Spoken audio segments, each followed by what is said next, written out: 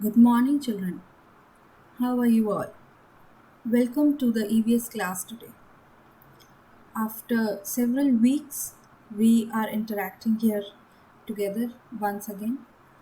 We have had a revision of all the chapters that we have done till now. Now, for this year, this will be the last lesson for your syllabus, and after that, we will again revise all the previous lessons. I hope with me you are all doing your work, completing your notes, and also learning and revising the lessons. Okay, so now let us begin with the lesson today.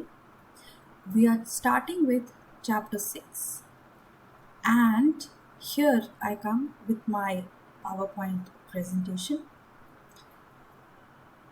You can see few pictures here.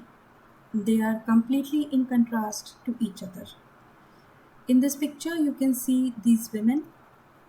I think you can understand what they are going for. Yes, they are in a dry area, in a desert maybe, and they are going to bring water for their homes and their families. Whereas this is a picture of a person in the northern extremes of the earth. With the huskies, he's traveling on his sledge. So these two pictures are totally in contrast to each other. This is the basically hottest areas of the world, and this is the coldest area of the world. Now you can again see these two pictures. Here we can see an astronaut on the moon in his spacesuit, and here we can see few tribal people on an island. They are still living in the most primitive ways possible. Now, in these four pictures, children, can you guess what is the common factor? Yes, the common factor is the ability of humans to survive in different environments. Here, in the previous picture, you saw the driest areas and the coldest areas, and in these pictures you can see them again in very difficult circumstances, yet humans are able to survive. So what makes us to be able to do all this? That is changing the environment to adapt. So this is our lesson today.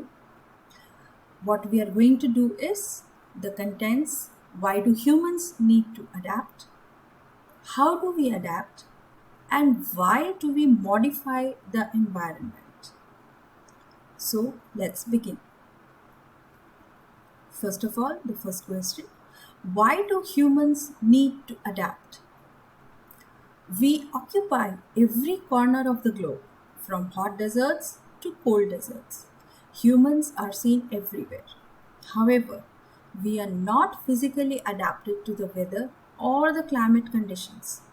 As you know, children, we feel hot after 32, 34 degrees. We feel cold when it is below 10 degrees. So physically, humans cannot adapt to climate. Cold weather makes us shiver. We may get heat strokes when it is very, very hot. Wild animals may attack us if we are in dense forests. Insects or mosquitoes in dense forest may also make us sick. Yet, humans are found everywhere, from hot Sahara Desert to cold Siberia, and even in the equatorial forests of Africa. So, what do we do in order to be able to survive all these difficult situations? How do they survive in such places? The answer to this question is very simple. What do we do? Change the environment to adapt. That means when we cannot change ourselves physically, we change the environment or we modify the environment. How do we adapt? How do we change the environment? We use knowledge and technology to change or modify our surroundings rather than change ourselves. This is not seen in the animals. A polar bear will never come down and live in Rajasthan. A lion from the plains, the Gir forests, or any other forest found in the Gangetic plains will never try to live in the snowy habitat of a snow leopard because these animals cannot survive in the new habitat. We, however, can land even on the moon wearing an insulated spacesuit. Again, here you can see few pictures, and I think you can easily identify all of these. Here we are focusing on this air conditioner in the room, the fans we all have in our homes, the geysers and the heaters we use in the winter season, the lights, the artificial lights that make our homes bright in the evenings, and here we have this automatic sanitizer dispenser. What are all of these doing? These are the inventions of science and technology which are making our life easier for us. The AC cools the temperature of your house, of your room, and makes it uh, easy to survive the summers. Same with the fan. The geyser and the heaters do the same in the winter season. They make the temperature suitable for us. Due to this artificial light, even in the darkness, we are able to work. In the night, in the evening, we are able to work. And these sanitizers, the soap dispensers, they help us to fight against the bacteria, virus, the infections, as is very prevalent these days. So these are all the boons of science and technology which are helping us to modify our environment for our comfort. So I hope this much is clear to you, children. Now we come to the next question.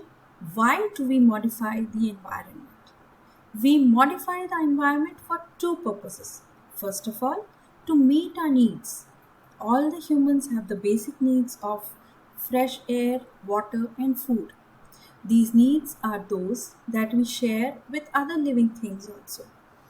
Animals fulfill them in simple ways.